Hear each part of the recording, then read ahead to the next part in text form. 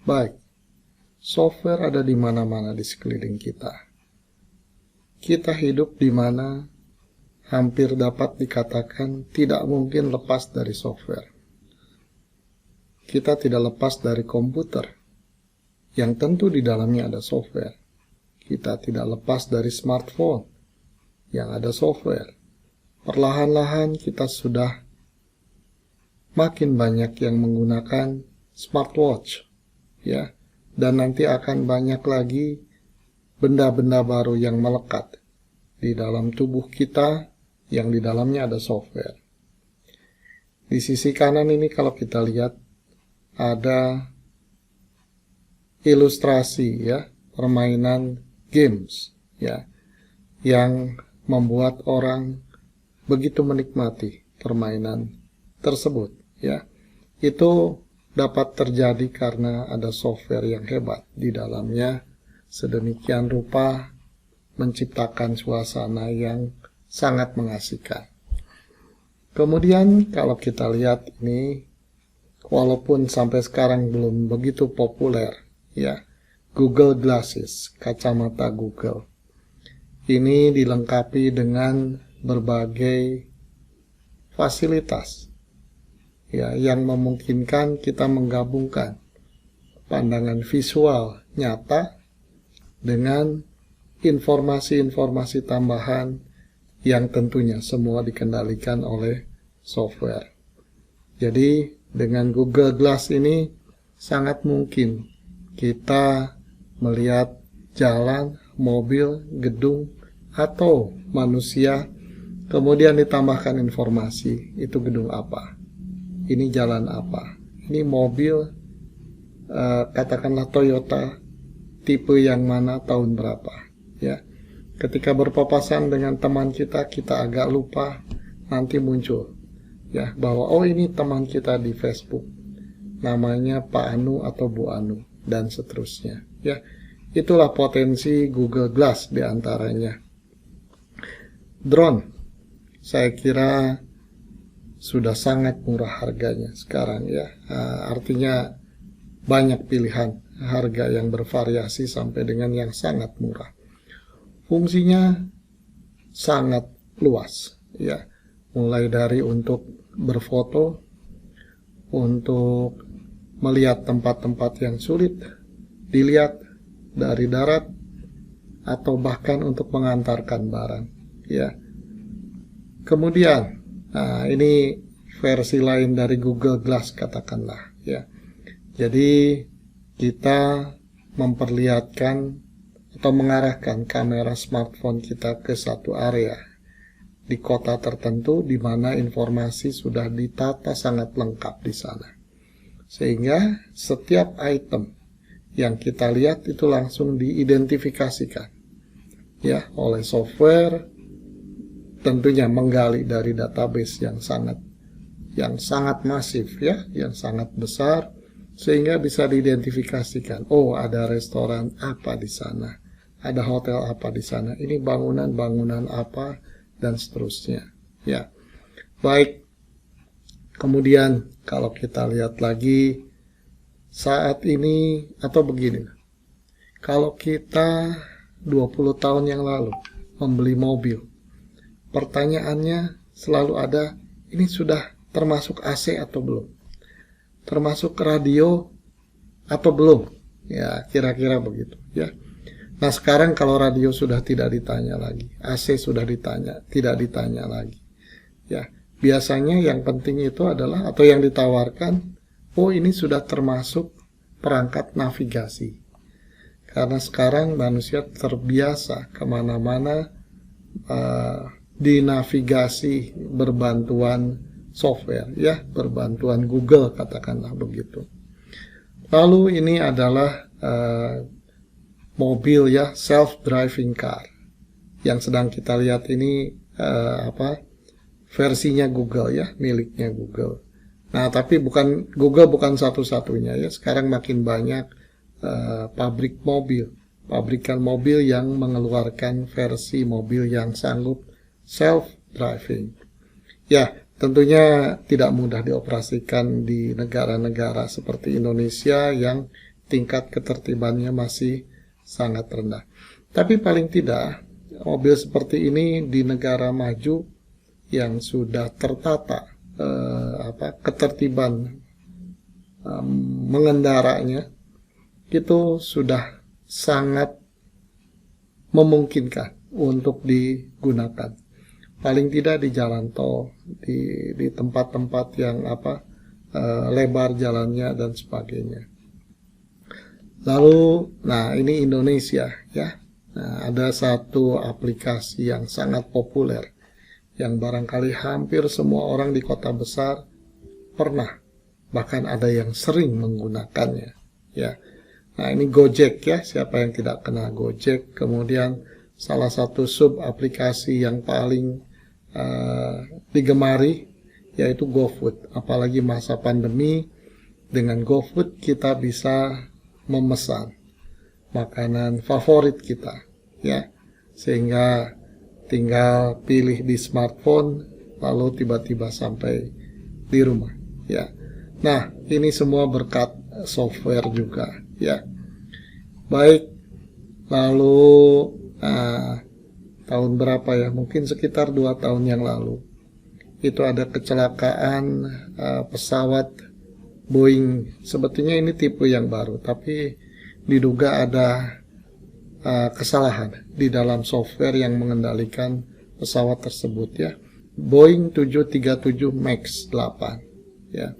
Nah, ini di Indonesia termasuk dan beberapa negara lain sampai mengalami kecelakaan yang merenggut korban jiwa yang sangat banyak ya. Belum termasuk yang diidentifikasikan ada anomali tapi tidak sampai menyebabkan pesawat tersebut jatuh ya. Nah, ini saya kira memberikan gambaran bahwa software itu sudah demikian meresap ke dalam berbagai hal ya, sehingga kita sangat tergantung pada software. Kualitas software menjadi sangat-sangat penting ya untuk diperhatikan ya, agar sistem-sistem berbasis software itu menjadi sistem yang dapat kita percaya, dapat kita andalkan ya. Nah, ini saya kira gampangannya ini drone ukuran besar itu ya, di scale up menjadi besar sehingga dapat dikendarai. Tentunya kalau kita melihat baling-baling ada sekian banyak ya, kalau dinyalakan flat kecepatannya sama, ini barangkali hanya bisa terbang ke atas ya. Nah, ini bagaimana bisa bergerak kemanapun, tentunya ada software di dalamnya yang membantu mengendalikan itu. Ini contoh peralatan kedokteran modern ya, melihat keadaan tubuh tanpa harus secara fisik kita melakukan operasi medis ya. Nah, ini dengan alat ini dari luar kita bisa melihat kondisi internal tubuh ya. Alat ini disebut MRI dan sudah lama digunakan ya di berbagai rumah sakit untuk membantu dokter mengidentifikasikan kemungkinan penyakit yang diderita oleh pasien. Ya, kalau kita lihat ini sebuah sistem yang secara fisik sangat besar. Ya, nanti manusia akan ditidurkan di sini, kemudian secara otomatis akan ditarik ke dalam, kemudian alat ini akan berputar-putar untuk mengukur, mendeteksi dari berbagai arah, kemudian menyusunnya menjadi sebuah image yang nanti jadi 3D, bisa dilihat dari manapun begitu. Sekali lagi di sini tidak mungkin terjadi tanpa bantuan software. Mulai dari mendeteksi, mengkonversi ke dalam bentuk-bentuk visual sampai memodelkan jadi bentuk 3 dimensi ya, atau 2 dimensi tapi dengan memungkinkan melihat hal-hal yang tadinya tidak dapat dilihat dengan mata ya, dari luar. Nah, kalau diperhatikan alat ini masih sangat besar ya ukurannya. Namun saya kira kalau kita analogikan atau kita bandingkan dengan komputer 80 tahun yang lalu, itu ketika komputer masih sangat besar ukurannya, ya, ENIAC satu ruangan itulah komputernya, dan kemampuannya barangkali tidak lebih hebat dari smartphone hari ini, ya. Jadi artinya ada sebuah komparasi. Komputer yang tadinya sebesar ruangan, kemampuannya tidak luar biasa, sekarang menjadi segenggam tangan smartphone dengan kemampuan yang melebihi ENIAC itu. Dalam kurun waktu tidak sampai 100 tahun. Jadi saya kira kalau kita melihat atau membandingkan dengan situasi tersebut, maka sudah sangat masuk akal kalau alat yang namanya sekarang MRI dengan besar segini itu akan menjadi sebesar smartphone, ya, yang visualisasi imajinasinya sudah ada di dalam film Star Trek, ya. Kalau dipahami ini diubah menjadi kecil, tadi beranalogi ke komputer, masuk akal. Ya, tidak perlu pesimis. Lalu teknologinya bagaimana? Bisa men-scan kemudian langsung mengenali. Ini kemungkinan penyakitnya apa, ya. Nah, ini kita gabungkan dengan teknologi hari ini yang disebut big data analytic, kemudian artificial intelligence. Ya, saat ini barangkali sudah ada jutaan kasus penggunaan mesin MRI di seluruh dunia. Kalau itu dianalitik, diteliti oleh dokter, sekumpulan dokter yang sangat ahli, sehingga menjadi data-data yang akurat, bahwa hasil scanner seperti ini kemungkinan sakit apa, hasil scanner seperti ini kemungkinan sakit apa. Lalu kita ajarkan ke dalam sistem, ya, untuk learning sistemnya, maka tidak mustahil kita akan mendapatkan sebuah mesin yang melakukan MRI, kemudian bisa menebak, ya, penyakitnya itu penyakit apa. Dan di masa depan, tentunya masa depan yang bukan ratusan tahun, ya, kurang dari 100 tahun ke depan, ini akan diperkecil dengan fungsi yang sama atau bahkan lebih fungsinya menjadi sebesar smartphone, katakanlah seperti itu, ya. Ini semua software, ya, yang bekerja itu. Berikutnya adalah kalau tadi kita bicara software ada di manapun, di dalam perangkat apapun, di dalam sistem apapun. Nah, sekarang kita lihat dari sisi yang lain. Di mana software itu disimpan? Di mana software itu dieksekusi, ya, dijalankan, ya. Sistem yang tradisional itu menggunakan pendekatan yang disebut on-premise. Jadi kita punya infrastruktur computing di tempat kita sendiri, on-premise, ya. Lalu software itu kita jalankan di komputer kita, katakanlah seperti itu. Dan sudah, saya tidak ingin membahas lebih dari itu. Nah, sekarang ada satu perkembangan yang sudah cukup lama juga, tapi relatif baru, yang disebut cloud computing, yaitu sebuah cara komputasi menyusun perangkat-perangkat komputasi sedemikian rupa menjadi scalable, fleksibel, ya, kemudian bisa menjadi server-server virtual. Nah, software itu jalan di atas mesin-mesin virtual hari ini, ya. Nah, mesin virtual ini bisa tadi on-premise di tempat kita, bisa juga somewhere in the cloud, ya, entah di mana. Tapi begitu kita connect ke network internet, kita bisa menjangkau itu, ya, mesin-mesin itu. Nah, inilah yang disebut cloud computing. Dan berdasarkan data sampai hari ini sudah sangat jelas kecenderungannya bahwa implementasi software di dalam perangkat komputasi itu sedang bergerak dengan cepat dari pendekatan on-premise sebelumnya ke pendekatan dijalankan, dieksekusi di mesin yang disimpan di cloud. Mesin virtual yang disimpan di cloud. Baik, itu satu sisi ya, cloud computing. Sisi kanan ini terhubung dengan sistem yang disebut IoT, Internet of Things. Ya.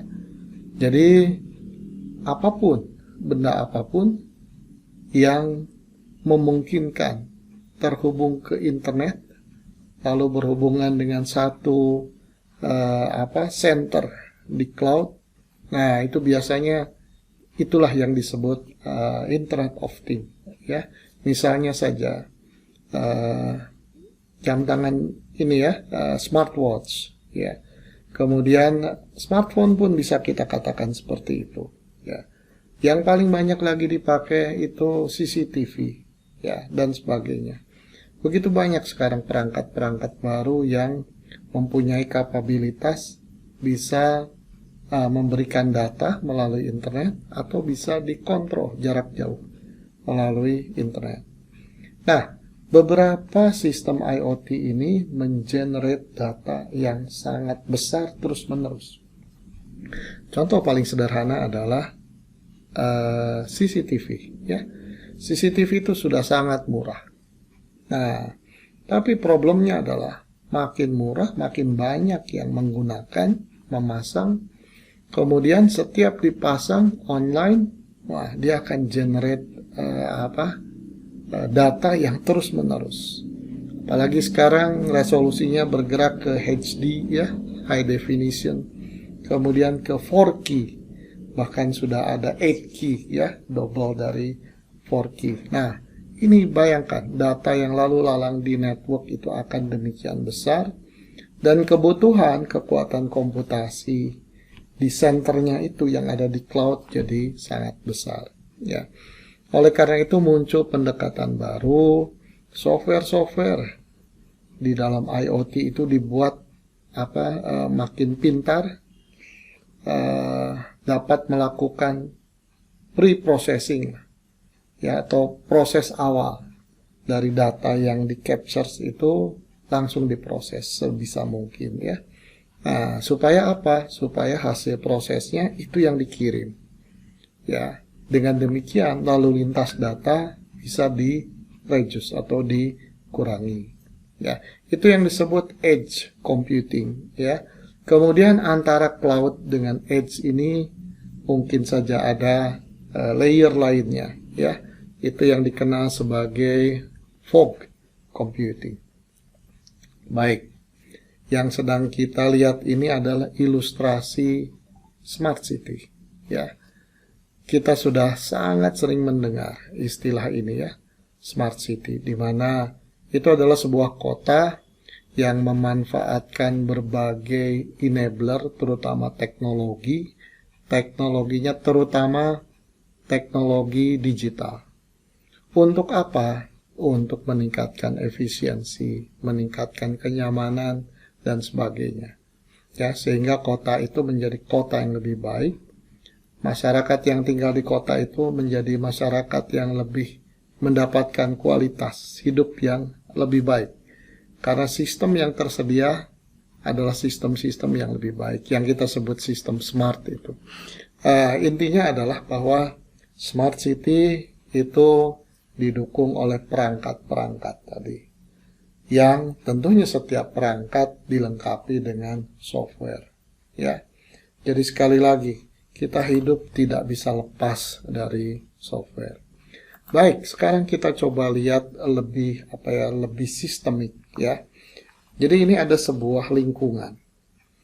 Ini apakah ini sebuah kota, smart city, ya, atau bahkan sebuah village, desa yang kita sulap menjadi smart village, ya, atau bahkan skop kecil, smart campus, atau bahkan smart home, ya. Nah, ini tentunya harus disupport oleh sistem solusi berbasis teknologi, ya, teknologi digital. Nah, kalau kita bicara teknologi, komponennya banyak, ya.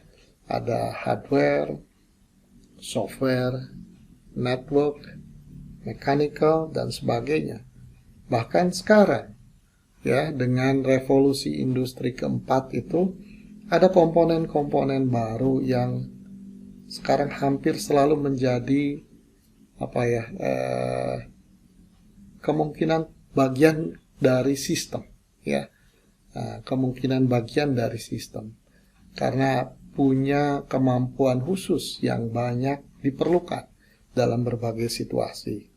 Nah, ini yang sering kita dengar dengan istilah kecerdasan buatan, ya, atau artificial intelligence, IoT, Internet of Things, robotik, big data analytic, machine learning, dan sebagainya.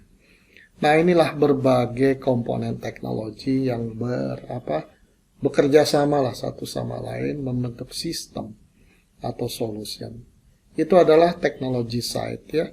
Nah, kemudian masih ada people side. Lalu ada lagi proses side, ya. Tentunya harus diselaraskan. Teknologi diterapkan, jangan sampai kita masih pakai pendekatan lama. Jadi tidak efisien penerapan teknologinya.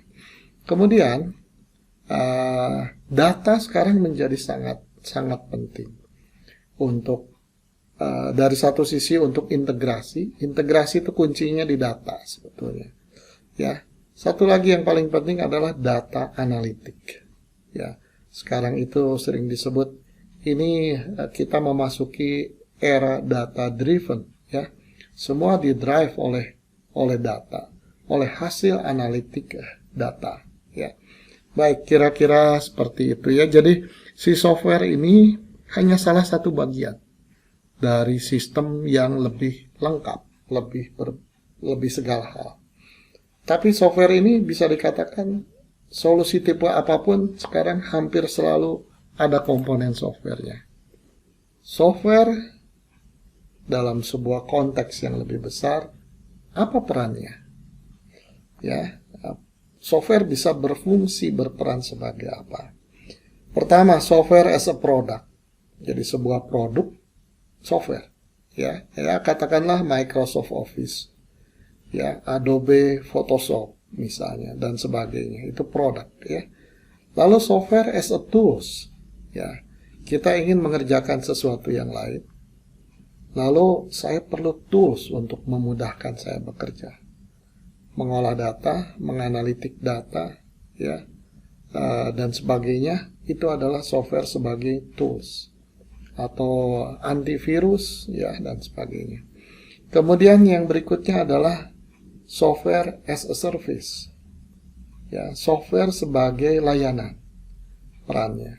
Jadi kita sebetulnya tidak terlalu memikirkan lagi itu sebetulnya software atau bukan. Fokusnya adalah layanan. Kita melihatnya ada layanan yang kita perlukan dan layanan itu ada yang menawarkan.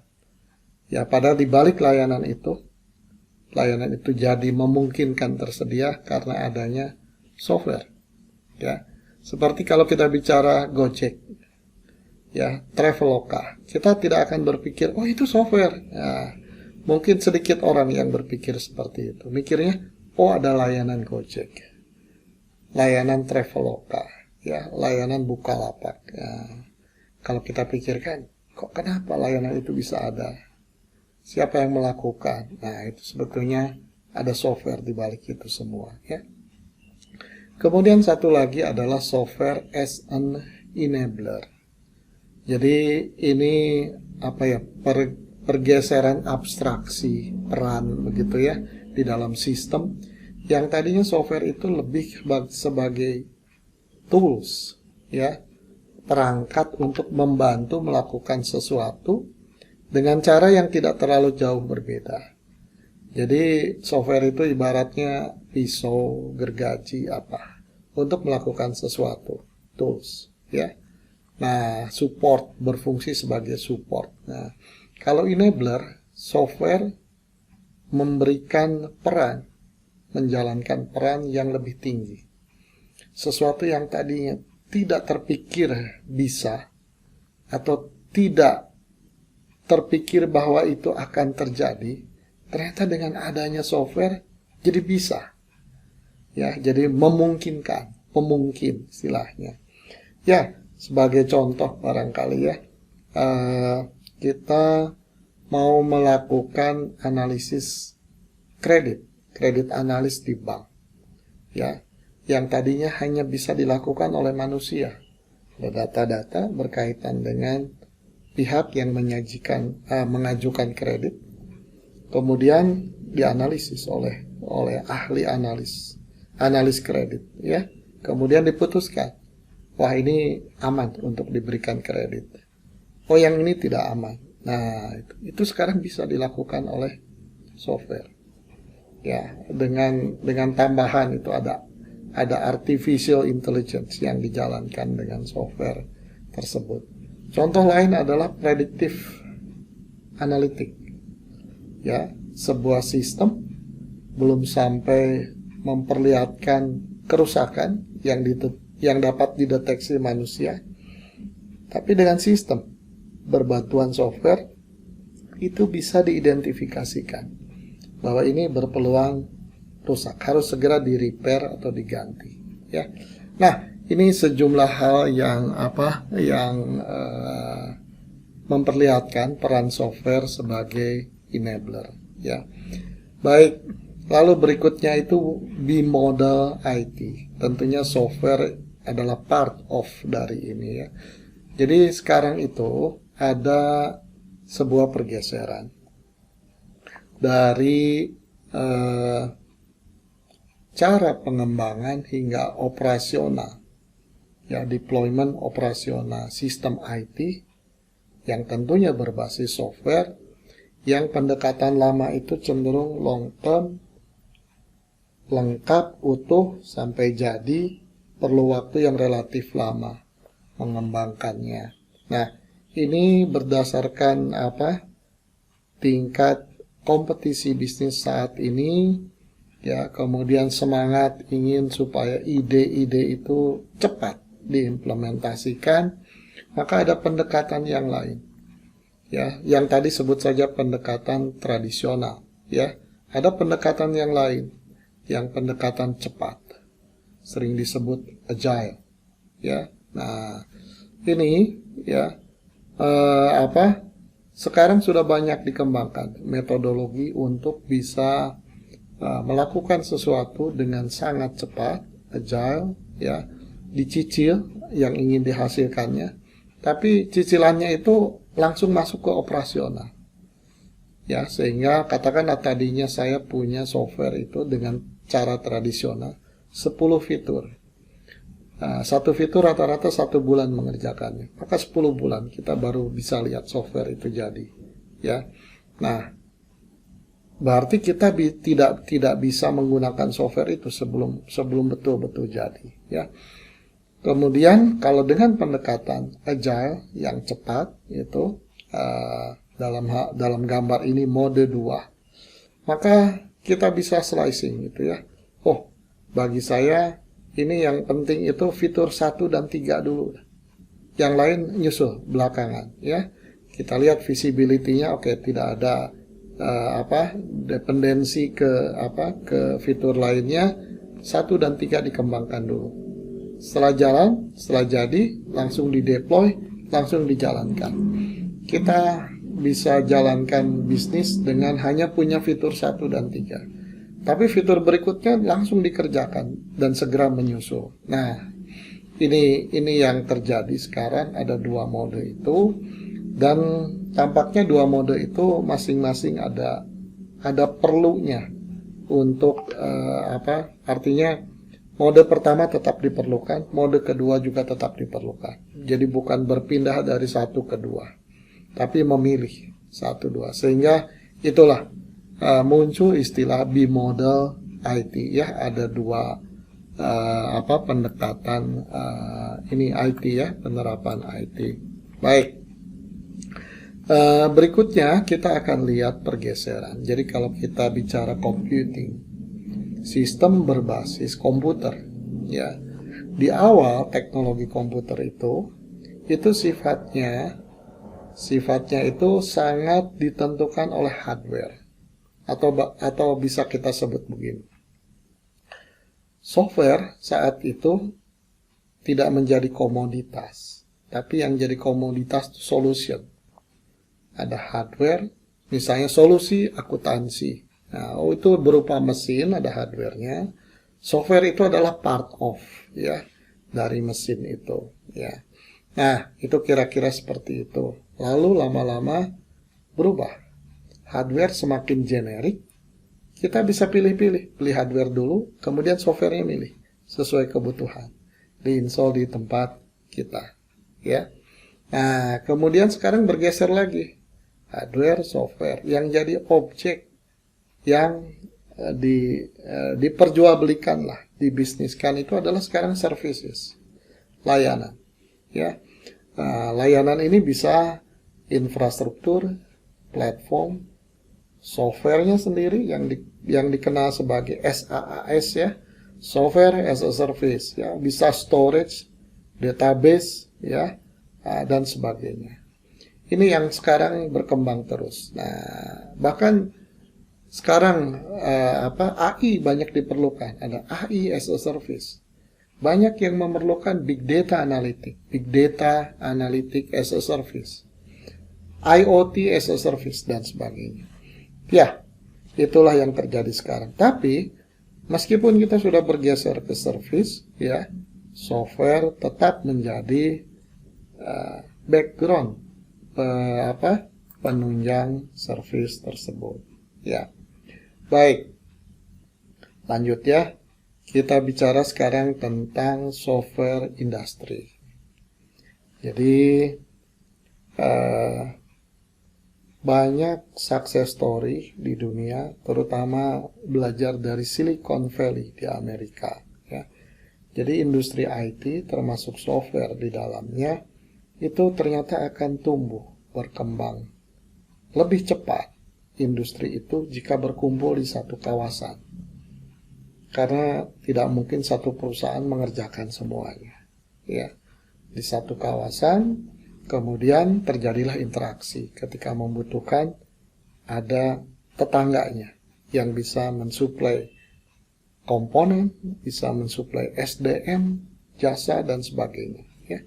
Nah, ini yang kiri ini memperlihatkan map, ya, peta dari kawasan Silicon Valley yang sangat terkenal, ya. Di sanalah industri IT, perusahaan-perusahaan IT dunia berkumpul di sana, sehingga mempermudah mereka interaksi, dan akhirnya keluarlah inovasi produk dan sebagainya.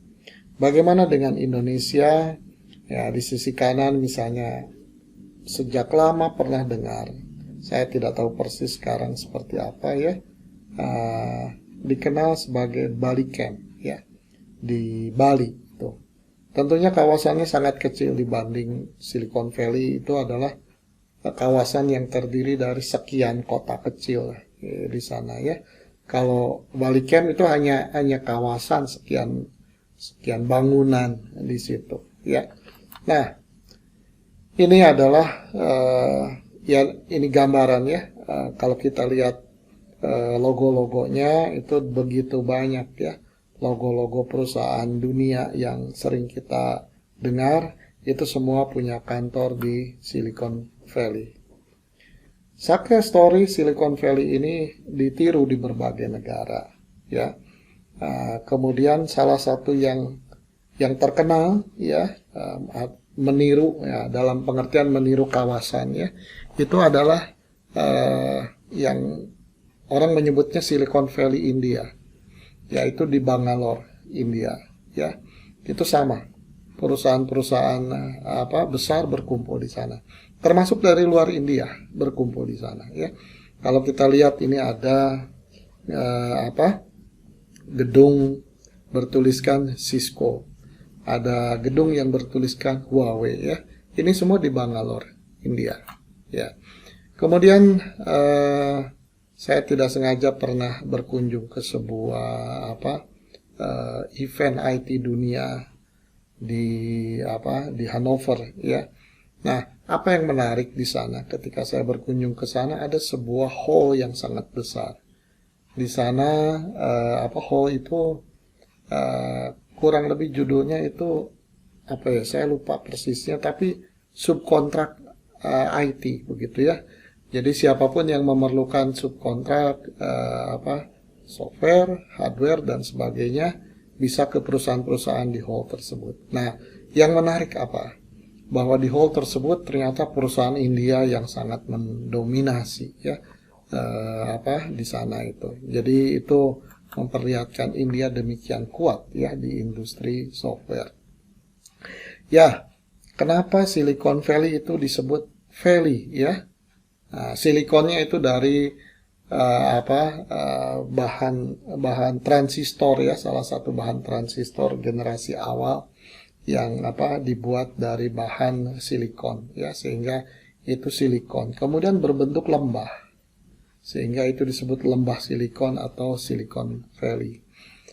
Konon itu berkembang tidak semata-mata karena industri berkumpul di sana, tapi juga ada perguruan tinggi ya sebagai pusat riset ya yang berkolaborasi dengan mereka. Yang saya tahu diantaranya di sana itu ada Stanford University ya yang sangat terkenal ya. Nah, bagaimana dengan Indonesia? Saya kira ini satu tantangan ya. Ya, walaupun saya setengah berkelakar ini. Ini ada sama-sama Valley ini di kita, yaitu Bandung Valley. Kalau di sana ada Stanford, di bawah ini ada ITB ya. Ada perguruan tinggi lainnya juga selain ITB. Jadi kenapa kita tidak bisa meniru Silicon Valley? Baik, berikutnya ini adalah tentang evolusi software.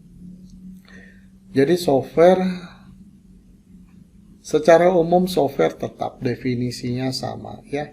Kurang lebih software itu adalah pengertiannya urutan instruksi ya, set instruksi tentunya bisa sangat besar volume instruksinya itu. Tapi intinya urutan instruksi yang disusun sedemikian rupa untuk mengerjakan satu tugas tertentu ya.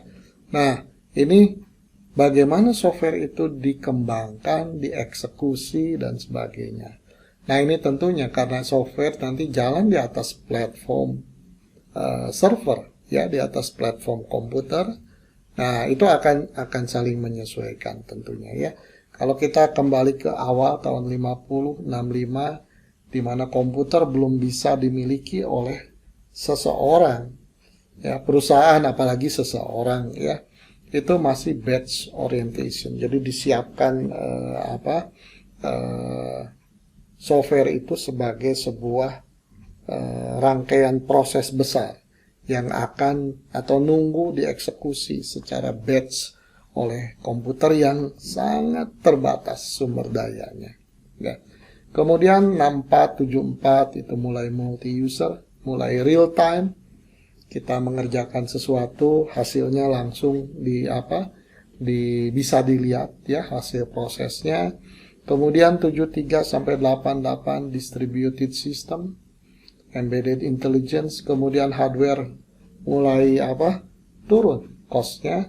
Saya kira 88 sudah mulai PC ya. Generasi awal PC sudah mulai ada. Nah, ini sudah mulai komputer itu dinikmati oleh personal. Sehingga yang namanya PC mulai berkembang. Berikutnya PC makin powerful ya. Kemudian ada juga perkembangan artificial neural network, parallel computing, lalu internet. Nah, ini luar biasa ya. Saat ini apa nih ya? Saat ini yang menjadi hal-hal penting berkaitan dengan software itu ada mobile network ya, 3G, 4G, 5G ya. Nah, kemudian mobile apps dengan smartphone-nya jalan di atas smartphone. Kemudian service, segala macam service ya. Nah, kemudian ada yang lain lagi, software defined X. Ya, sebagai contoh yang populer itu software defined network. Ya. Jadi perangkat network yang tadinya ini hanya router saja fungsinya. Ada software di dalamnya, tapi sudah fix softwarenya itu hanya untuk itu. Ya. Nah, sekarang berubah. Sebuah box perangkat network itu menjadi sesuatu yang disebut software defined X, ya. Jadi itu nanti kita yang menentukan fungsinya bagaimana. Ya, dibuat ada fleksibilitas lah. Nah, tergantung software di dalamnya sehingga lebih efisien. Ya, satu perangkat bisa didefinisikan jadi fungsi apapun hanya dengan mengubah software di dalamnya. Ada virtualisasi, kemudian industri atau revolusi industri 4.0 ya. Software, karakteristik software ya. Software itu kita coba bandingkan ya, software versus dengan others. Sesuatu yang bukan software ya. Software itu kalau ditanya fisiknya mana? Tidak ada. Mungkin yang paling terasa, oh itulah softwarenya itu adalah storage, tempat penyimpanan. Karena software itu sebetulnya akhirnya menjadi rangkaian bit saja. Bit, byte, dan seterusnya. Ya, ya itu disimpan di dalam sebuah media penyimpanan. Hard disk, flash disk, ya zaman dahulu ada disket dan sebagainya. Ya, nah tapi esensi software itu adalah sebuah logic sebetulnya begitu ya. Sementara di others yang selain software itu fisik. Ya, prosesor jelas ada fisik prosesornya. RAM, ROM ada fisiknya ya. Storage ada fisiknya juga. Nah, itulah bedanya. Jadi software itu hanya logiknya yang kita hargai. Esensinya logik ya. Karakteristik software itu adalah software di develop, tidak dimanufaktur, tidak dibangun dari komponen fisik, ditempel-tempel dan sebagainya, ya. Tapi di develop, dikembangkan, lalu hasilnya tidak kelihatan. Selain dieksekusi, ada proses yang bisa berjalan, barulah ada hasil dari proses itu, ya. Software tidak wear out. Jadi artinya gini. Sistem fisik apapun ketika dipakai lama-lama akan jadi aus. Makin lama makin rusak, kira-kira seperti itu. Ya. Kalau kita bicara software tidak wear out, itu akan bertahan terus. Yang membuat software itu digantikan dengan software lain bukan karena wear out. Bukan karena sudah aus, sudah tidak bisa dipakai lagi, lalu kita buang, ya. Beda dengan kita punya mobil, karena sering dipakai, lama-lama ada komponen-komponen yang rusak, pada akhirnya kita buang, kita beli yang baru. Software sebetulnya fungsinya akan tetap sama. Akan tetap sama selama tidak ada gangguan. Ya, yang jadi masalah itu, atau kenapa software harus diganti pada akhirnya, karena ada ide, fitur baru yang bisa ditambahkan. Jadilah software versi 1 menjadi versi 1.2. Jadi versi 2, versi 3, versi 4. Versi sebelumnya di wear out, tidak dipakai lagi. Ya, ya itulah kira-kira pemahaman tentang software. Kemudian dari sisi yang lain itu adalah perkembangan software sejak ada object-oriented programming, ya. Nah, ini jadi standar software itu, ya, bisa terhubung satu dengan yang lainnya. Nah, itu membuka standar ini membuka satu dalam tanda kutip kompatibilitas antar satu software yang tadinya nggak mungkin disatukan sekarang jadi mungkin disatukan. Itu membuka peluang bagi pihak-pihak tertentu yang ingin membuat software komponen. Jadi sekarang jadi bisnis tertentu, saya membuat komponen software hanya untuk membaca barcode, hanya untuk membaca QR code. Nah, nanti pihak-pihak yang mau membuat software, wah saya perlu baca QR code, nggak perlu lagi mempelajari itu. Sudah beli komponennya, tempel di software yang saya buat. Nah, ya tempel-menempel ini itulah yang disebut reusable, digunakan kembali. Nah, ini mempercepat pengembangan software jadi bisnis bisnis komponen software yang reusable, ya. Baik, tadi dikatakan bahwa karakteristik hardware itu dipakai makin lama makin rusak, ya, sampai suatu saat itu di wear out, dibuang. Kira-kira seperti itu, ya. Sesuatu yang fisik semuanya akhirnya dibuang. Pada akhirnya semua dibuang. Software ini agak berbeda, ya. Kalau kita bicara ideal, kurva ideal, software itu tidak pernah rusak. Seperti ini. Tapi faktualnya software itu, ya, jadi seperti ini. Actual curve-nya itu. Ya, kalau tidak pernah rusak kan ini datar ini. Ya, langgeng lah. Ya. Ini ternyata ini tingkat failure-nya itu makin lama makin besar. Nah, ini bagaimana penjelasannya? Jadi saya sudah punya software nih, diperbaiki sampai di sini. Kemudian ada ide, naik versi, diperbaiki. Wah, sesaat ini jadi ini ya, jadi banyak errornya, katakanlah begitu. Failure rate-nya tinggi. Kemudian diperbaiki. Jadilah makin optimal lagi di tempat yang baru. Tapi ini failure rate-nya lebih tinggi dari yang ini. Nah, jadi software kecenderungannya begitu. Ya, artinya apa? Lebih tinggi. Kenapa demikian? Karena ada ini ya, ada kompleksitas yang naik di versi berikutnya, itu biasanya fungsinya bertambah, fiturnya bertambah. Baik, berikutnya kita lihat dengan cepat ini beberapa tipe software, ya. Software system, real time, dan sebagainya. Baik, software system itu adalah software yang bukan untuk menjawab kebutuhan bisnis, tapi sebagai bagian dari platform untuk membuat sistem bisa berjalan. Itu ada sistem, ya, sistem besar, solusi berjalan. Ada sistem yang berupa software dan hardware, ya. Ada application software, ada operating system, ada virtualisasi, ya, dan sebagainya, seperti itu. Nah, software tertentu yang khusus menjalankan fungsi bisnis, itulah yang disebut application.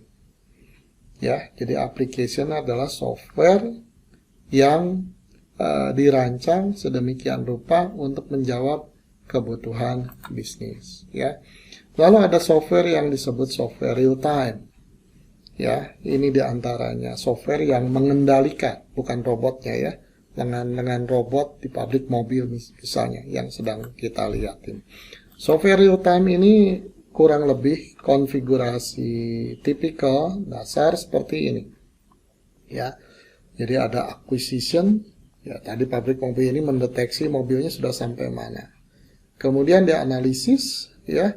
Setelah dianalisis, kontrol, mengendalikan lengan robot. Oh, ini harus dilas, ini harus dipasang pintunya, dan sebagainya, ya. Nah, disinilah ada integrator dan monitoring. Waktu sejak input acquisition ini sampai action dilakukan, nah itu tidak boleh lewat dari waktu tertentu. Ya, inilah batas respon time-nya seperti ini, ya. Nah, ini yang disebut software real time. Biasanya ada tuntutan cenderung cepat, walaupun tidak ada batasan kecepatannya harus berapa, ya. Baik, berikutnya adalah end-to-end application software. Ya, salah satunya itu adalah sistem yang disebut ERP, Enterprise Resource Planning. Ini banyak digunakan di bisnis. Ya, software ini end-to-end, banyak komponen, dan dibuat oleh satu pihak yang sama. Ya, nah komponen-komponennya ini biasa dipasang terpisah. Ya, jadi misalnya saya mau membeli ERP yang kelengkapannya seperti yang kita lihat ini, ya. Lalu saya dana terbatas misalnya. Wah, saya mau mulai dulu dengan unit kerja HR. Human resource, ya, human resource. Ya sudah, sistem ERP ini baru modul human resource saja. Nanti kapan-kapan, wah saya merasa, wah bagus nih, efektif nih. Walaupun mahal, tapi saya dapat peningkatan kinerja yang jauh lebih dari kemahalannya itu. Ya, saya mau tambah akunting, ya modul akunting. Nah, begitu kira-kira. Ini tambah, ya. Itu nggak masalah di waktu yang berbeda-beda, karena konsepnya sudah sejak awal, ini konsep keseluruhan, sehingga tidak ada lagi masalah subsistem tidak bisa terhubung dengan subsistem yang mana. Ya itulah kira-kira ya, ERP seperti itu. Lalu ada tipe software yang kategorinya embedded. Embedded itu softwarenya melekat menjadi bagian dari sistem yang lain. Jadi embedded di sini maksudnya adalah software tersebut menjadi bagian dari sistem dan kita seringkali tidak melihat itu sebagai software. Yang kita lihat adalah barangnya. Oh, barangnya adalah sebuah mobil. Pada mobil yang sudah canggih dikendalikan banyak software di dalamnya. Ya, kita nggak sadar software di dalamnya. Kemudian yang sering sekarang hampir ada di banyak rumah nih ya, oven microwave gitu ya. Ketika kita bicara oven microwave, pasti kita tidak mikir, wah itu softwarenya apa? Udahlah tinggal pencet pakai, selesai. Ya, DVD player, ya bahkan Google Glass, ya dan sebagainya. Nah inilah software embedded, mobile apps, ya sudah saya kira tidak perlu dibahas lagi. Anda semua sudah tahu ini. Lalu robot, ya. Nah, ini salah satu robot humanoid yang terkenal ini adalah Asimo ya, yang dikembangkan oleh Honda, bisa melakukan banyak hal. Sekarang sudah banyak yang lebih hebat dari Asimo ini. Lalu ada software yang mengandung kecerdasan karena dilengkapi dengan artificial intelligence. Berapa cerdas? Ya, nah ini sebagai bukti kecerdasan. Saya kira semua sepakat ya, untuk bisa main catur itu tidak sekedar mengerti main catur, tapi harus cerdas kitanya. Ya, untuk jadi jagoan catur ini. Nah, ini ada Grandmaster catur dunia dari Rusia ya, yang namanya Garry Kasparov. Itu pernah bertarung main catur melawan mesin yang dikembangkan oleh IBM tahun 97 ini. 24 tahun yang lalu ya. Tahun 97. Nah, kemudian di dalam beberapa pertandingan ternyata mesin IBM yang disebut Deep Blue itu berhasil mengembangkan berhasil mengalahkan ya Garry Kasparov ini. Lalu ini robot humanoid berubah yang tadinya Asimo tampak betul seperti robot ya, sekarang dibuat makin lama makin mendekati manusia seperti yang kita lihat ini. Yang bajunya kuning merah ini adalah robot sebetulnya. Ya. Baik, kemudian ini karya IBM yang lain ya. Tidak ada wujud fisiknya, hanya berupa komputer, tapi ini mau memperlihatkan interaksi melalui suara. Jadi ini namanya IBM Watson. Watson ini bisa mengakses database knowledge yang sangat besar, dan satu lagi yang menarik, interaksinya melalui suara. Jadi kita tinggal bertanya aja ke Watson ya, paling sederhananya katakanlah, Watson jam berapa sekarang di Bandung? Watson di mana letak Indonesia dan sebagainya. Nah, inilah Watson ya. Ini untuk menguji kehebatan Watson, IBM pernah ikut bertarung dalam sebuah katakanlah kuis ya, kuis televisi di Amerika yang populer namanya Jeopardy. Ya, kemudian ini juara-juaranya ya. Nah, yang tengah ini Watson. Jadi ini ada pembawa acara mengajukan pertanyaan, ya gampangannya begitulah. Ya, lalu duluan siapa yang bisa menjawab gitu ya. Nah, Watson ini memenangkan pertarungan ini. Lalu ini satu hal yang menarik. Saya kira saya menganjurkan film ini nonton ya. Kalau ditonton habis sekitar 100 episode, saya pernah nonton sampai tuntas. Tapi cukup saya menganjurkan beberapa episode aja. Mengapa saya menganjurkan? Karena ini memperlihatkan satu imajinasi penggunaan IT, lebih tepatnya penggunaan AI, Artificial Intelligence, yang luar biasa, yang melakukan fungsi sesuatu yang kita kenal sebagai predictive analytics. Jadi berdasarkan monitoring data pergerakan manusia dari CCTV, si Anu ada di mana, membeli apa, perjalanan kemana, dan sebagainya, katakanlah begitu ya. Nah, ini kemudian berdasarkan data masa lalu, sistem memprediksi apa yang akan dilakukan oleh orang-orang tertentu. Sampai bisa diprediksi, wah ini kemungkinan si X akan dibunuh oleh si Y. Ya, sehingga dalam film ini kira-kira itu bagaimana mencegah itu terjadi ya. Karena sudah diberitahu oleh komputer, ini kemungkinan akan terjadi berdasarkan komparasi dengan data-data masa lalu. Ini sangat menarik ya. Saya kira idenya masuk akal bahwa ini mungkin diwujudkan, walaupun saya nggak kebayang ya kekuatan komputasi yang dibutuhkannya sebesar apa ya. Baik, slide terakhir ini ya. Jadi pertama, software are everywhere. Software ada di mana? Di perangkat apapun, di sistem apapun. Kita hidup ini tidak bisa lepas dari software. Ya, itu pertama. Yang kedua, strategic part of computing move from hardware to software and then from software to service. Jadi sekarang itu ada kecenderungan, udahlah saya nggak mau pusing install komputernya, softwarenya, udahlah servisnya aja yang saya perlukan ya. Lalu terakhir adalah artificial intelligence. Ini sebetulnya ada rombongannya ya, teknologi-teknologi baru, tapi yang paling menarik itu artificial intelligence, kecerdasan buatan. Itu akan makin dominan di dalam sistem kehidupan manusia. Bahkan ada yang mengatakan ini mengancam dalam pengertian sementara ini, mengancam lahan pekerjaan manusia digantikan oleh artificial intelligence. Ke depan bisa lebih dari itu, tapi saya kira kita tidak ingin membahas itu ya. Baik, saya kira itu yang bisa saya sampaikan. Terima kasih atas perhatiannya.